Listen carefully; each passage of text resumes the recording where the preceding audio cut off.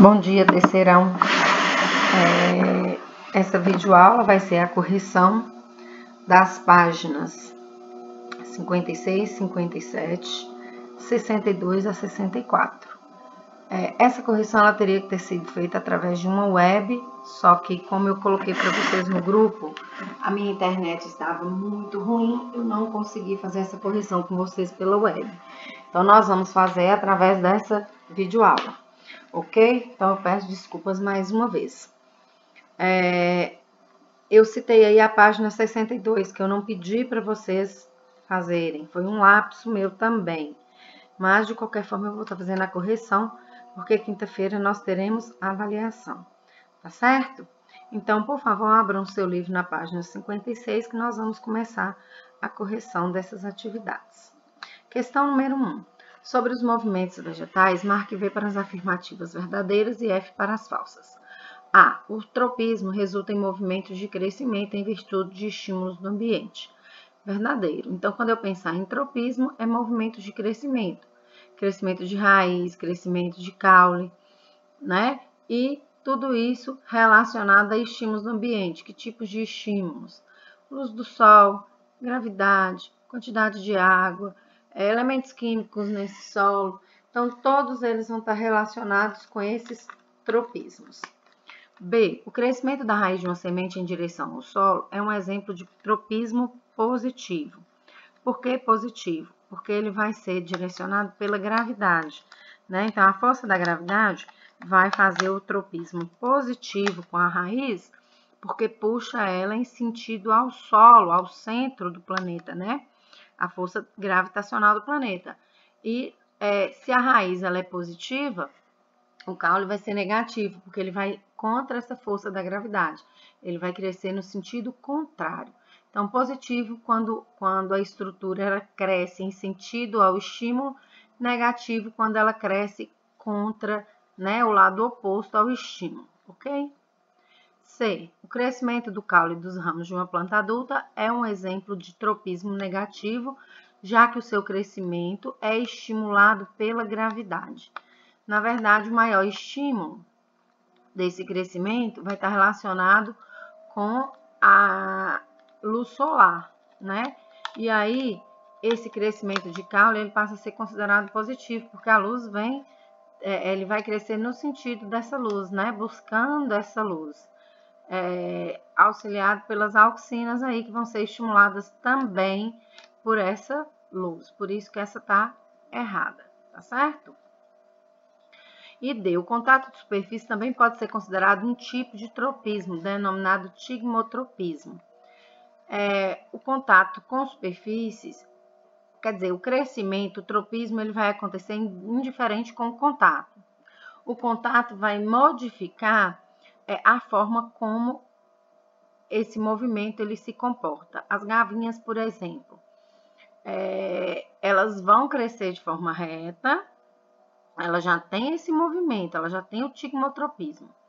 Só que quando ocorre o contato com a superfície, o que acontece? O contato de toque, ela modifica o seu tipo de crescimento, ela deixa de crescer reta e ela passa a se enrolar. Então, o contato não vai ser o tropismo. O tropismo ele já vai estar acontecendo, ele só é modificado em relação ao contato. Por isso que essa é falsa, tá certo? E letra E, os tropismos são muito importantes para a sobrevivência das plantas por possibilitar que busquem melhores condições de absorver luz para a germinação de sementes, absorção de água e a exposição das flores para a reprodução. Então, essa questão também é verdadeira, certo? 2. Em um experimento, uma semente foi plantada em um vaso colocado na posição horizontal.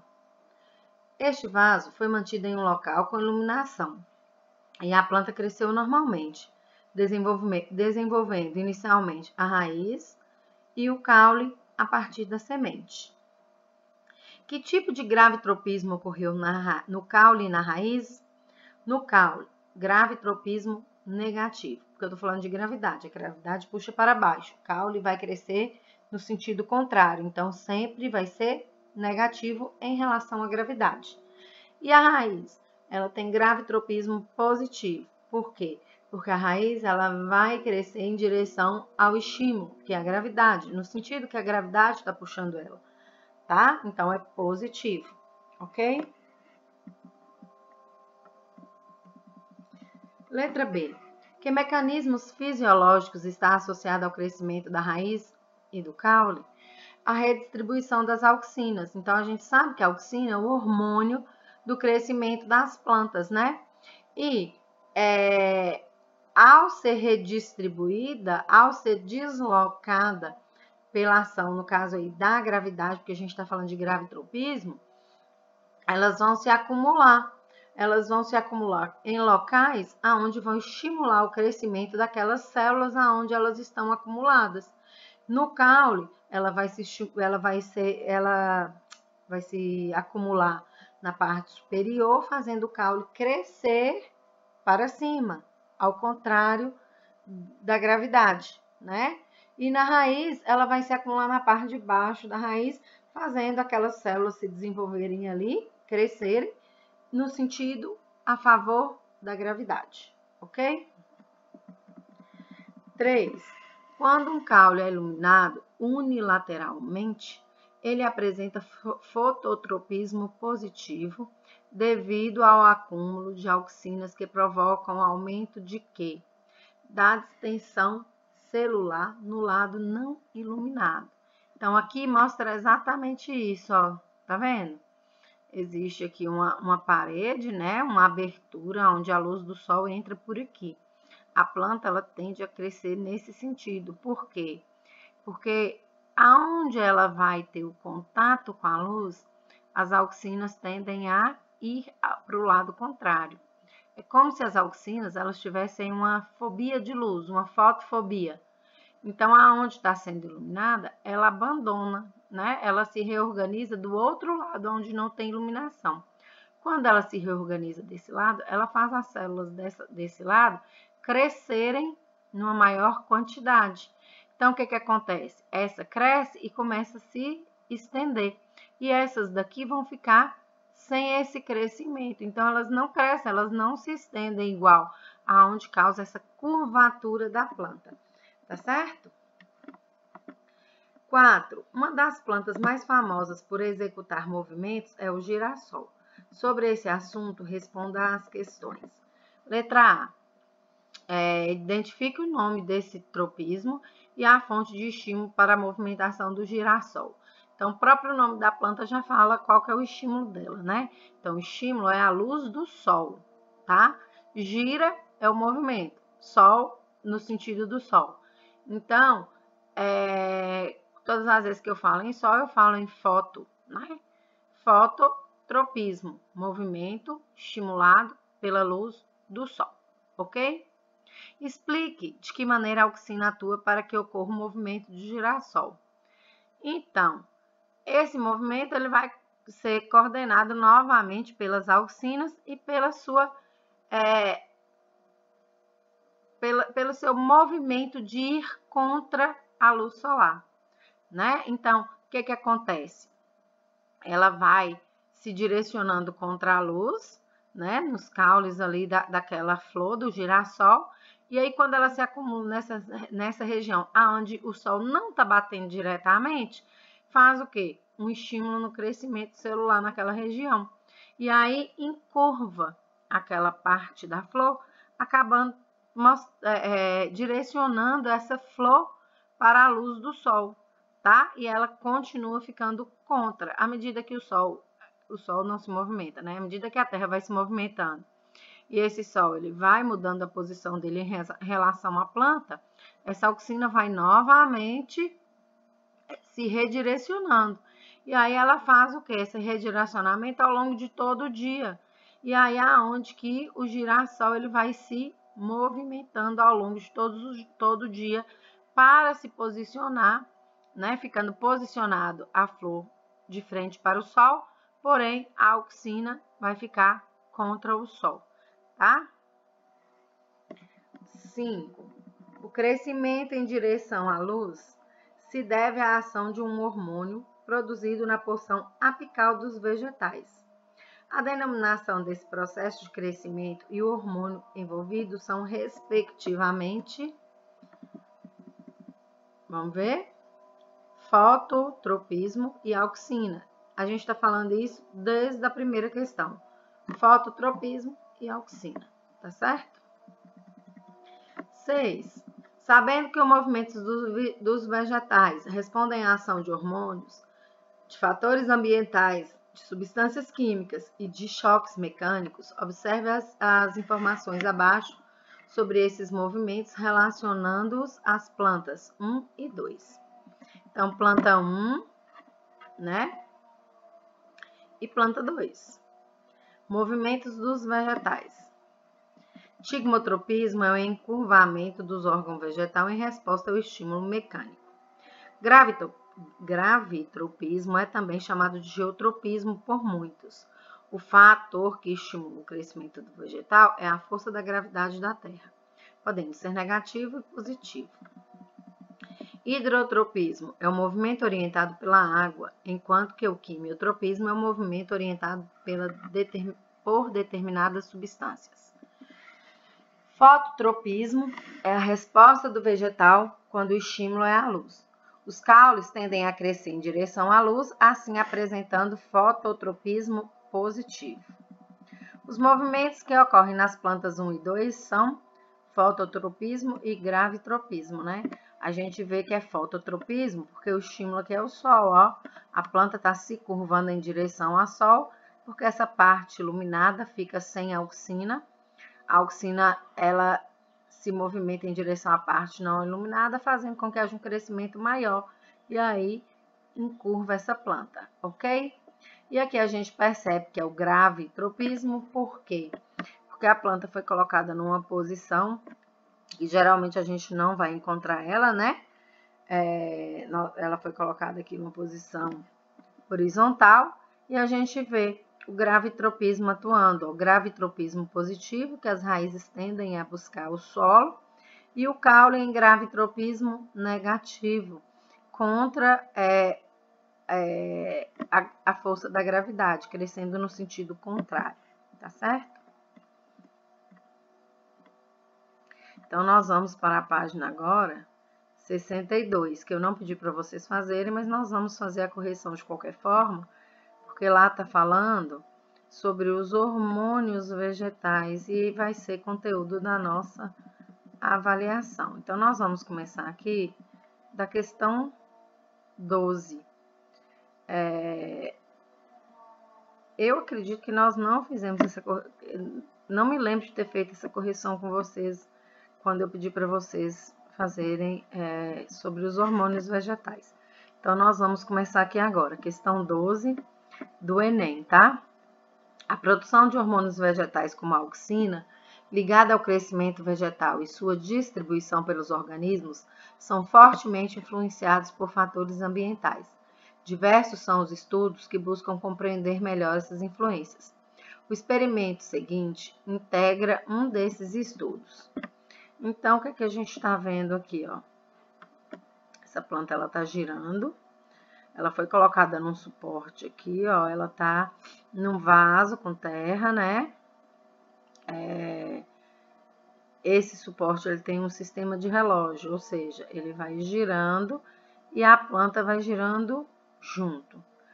Aqui agora a questão. O fato de a planta do experimento crescer em direção horizontal ao invés do vertical pode ser explicado pelo argumento de que o giro faz com que a auxina o quê? Se distribua uniformemente nas faces do caule, estimulando o crescimento de todas elas de forma igual. Então, o que que acontece? Geralmente,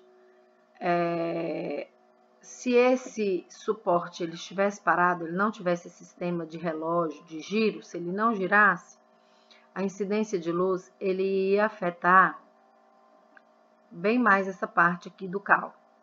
Nós já sabemos que a auxina, ela vamos dizer assim, ela não gosta do sol, né? Então, ela migraria para o lado do caule, onde ela não ia receber essa incidência de luz solar direta. E ela ia fazer o quê? Com que essa parte se alongasse numa quantidade maior do que a parte onde ia receber sol de forma direta. Então, a tendência seria dessa planta ela encurvar no sentido do sol, certo? Só que como eu tenho um sistema de giro, o que acontece?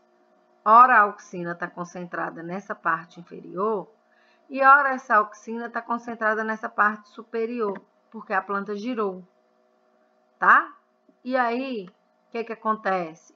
Como esse vaso ele vai se movimentando num sistema de relógio, então significa que o período de tempo que ela vai ficar, um lado fica exposto é o mesmo que o outro. Então, o que acontece com esse caule? Ele acaba crescendo nesse sentido horizontal e ele não verticaliza, ele acaba não indo em sentido ao sol. Entendido, pessoal? 13. Os hormônios vegetais ou fito-hormônios regulam o crescimento, o desenvolvimento e o metabolismo vegetal. Relacione os hormônios com as respectivas funções. Os hormônios que me foram dados: A, auxina, B, etileno, C, giberilina e D, ácido abscísico. Então, aqui, induz o fechamento dos estômatos em resposta à diminuição de água e inibe o crescimento das plantas, induzindo também a dormência de gemas e de sementes. Então, essa questão aqui, essa afirmativa, ela está relacionada a qual desses fito-hormônios? Ao ácido abscísico, né?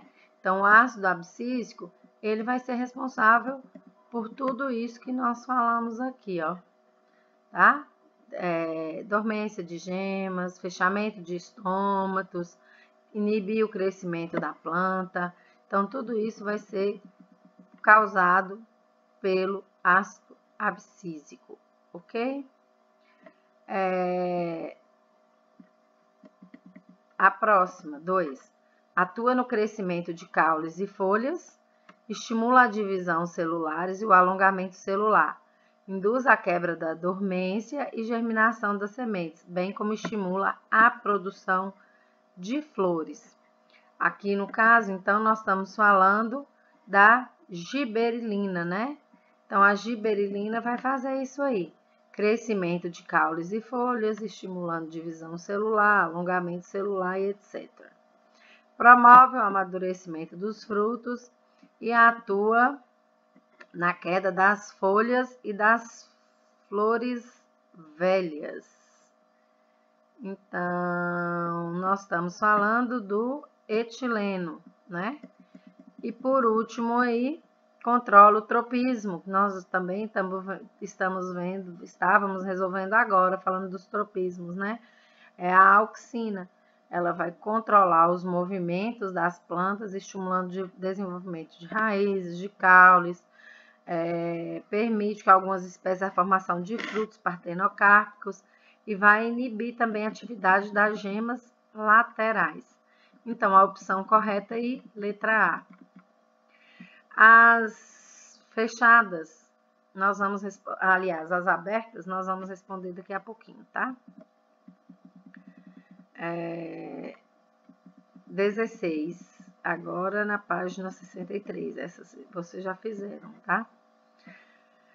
A figura a seguir mostra os resultados de um experimento que compara o crescimento do caule A e das raízes B de plantinhas de milhos normais, tipo selvagem, e mutantes que não produzem ácido abscísico, ou ABA, tá? Transplantadas para 2 tipos de substrato. Um grupo formado pelos 2 tipos de planta foi colocado em substrato sob condições de suprimento hídrico ideal, ou seja, tinham boas quantidades de água. E o outro, também contendo os 2 tipos de planta, foi colocado em um substrato sob condições de déficit hídrico, ou seja, sem água, tá?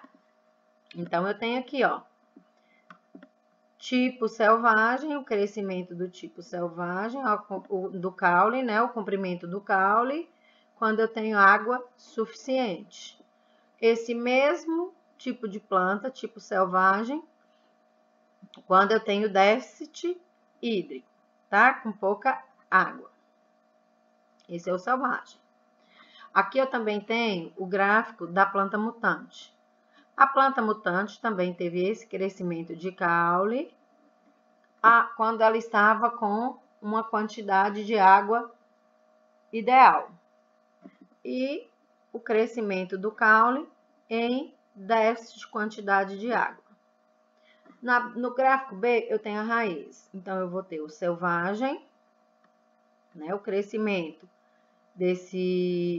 dessa planta selvagem, quando eu tenho quantidade suficiente de água, e o crescimento dela selvagem quando eu tenho déficit de água, quando falta água para ela, tá? E a raiz do mutante, o crescimento da raiz mutante com a quantidade suficiente de água, e a raiz mutante com déficit de água, tá? Aqui é o tempo que essa planta foi analisada, né? O tempo que ela cresceu em horas após o transplante, após ir para esses experimentos. Então, com base na análise dos gráficos acima, respondo o que se pede a seguir. Qual é o efeito do água no crescimento do caule e da raiz sobre condições de déficit hídrico? Bom, essas questões eu vou estar colocando para vocês o gabarito delas daqui a pouco, tá? A hora que eu voltar nela, eu vou explicar direitinho. Vamos para a 17, que aí eu volto em todas as questões abertas ao mesmo tempo, que é melhor, porque eu coloco a sugestão de resposta para vocês aí no vídeo. Ok, pessoal? Vamos para a 17, então.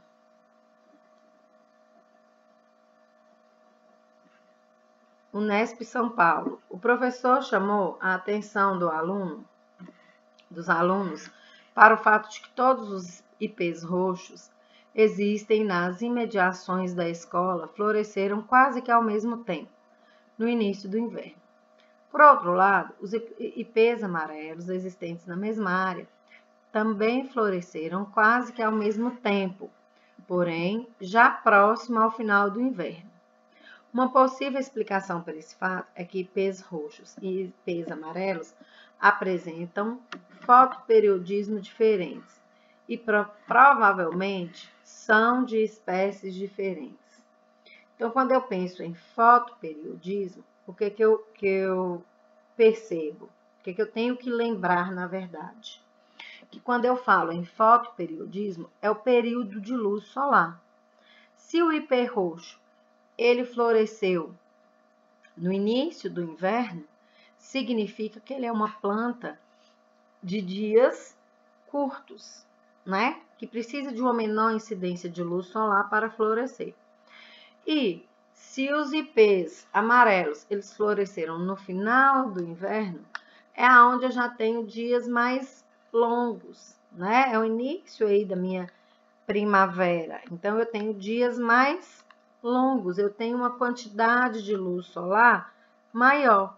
Então, esses ipês amarelos, eles precisam de uma maior quantidade de luz. Então, minha resposta correta aí é a letra C, ok?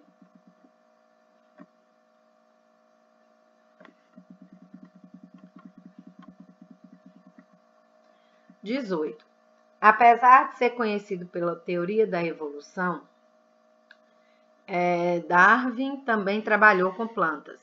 Em 1880, ele realizou alguns experimentos e observou cultivar o piche em solo adequado ao seu crescimento, o movimento de ápice dos coleóptilos, tá? Então, as situações aí, né? Eu tenho duas imagens, situação 1, situação 2. Então, ele cultivou esses